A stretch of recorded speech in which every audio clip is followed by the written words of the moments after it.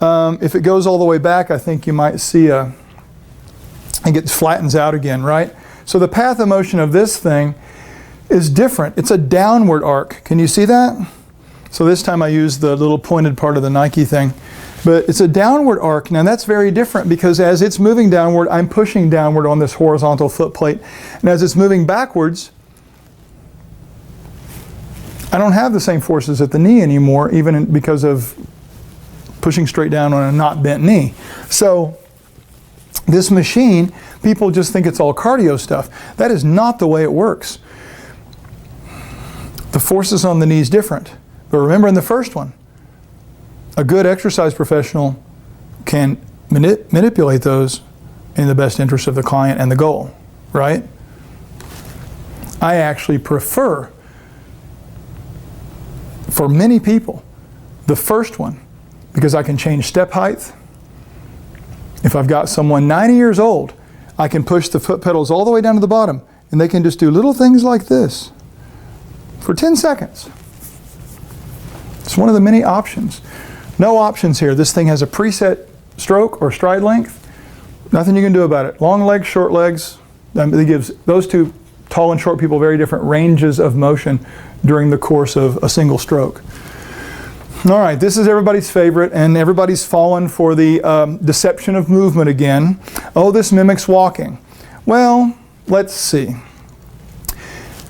Your standard elliptical thing. Now there's, to get around this patent, and by the way, it's really interesting. Precor came out with the first one of these. And back in, I was speaking at a conference in 1995 in Baltimore, and there's a little closet off to the side from the big expo hall, and Precor was in there, and they were asking people their opinion. So I saw the prototype for this thing. Of course, you sign a disclaimer and all that stuff that you don't run around and go build them or tell somebody at the time.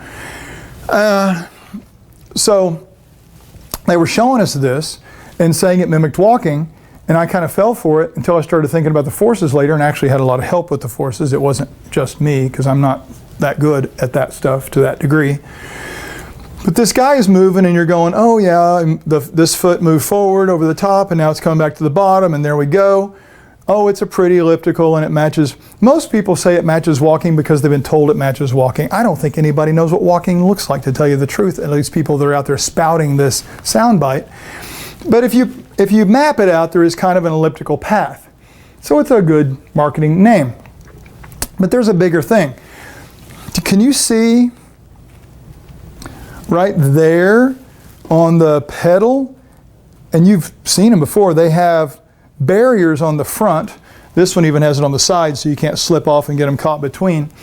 But it has a thing on the front there. Now what is that for? So you can push your toe against it, so your foot can't slide. If you happen to break free from friction, there's a barrier. Well, that's interesting, because as the foot moves through this path, that's the far more interesting part, because that's what we're putting forces against. The forces are actually interesting, though. Have you ever noticed when you walk, when you pick up a foot to swing it forward, there is no resistance pushing backwards on the foot that's swinging through? But on an elliptical, there is. If there wasn't, we wouldn't need that little barrier in the front. Because the other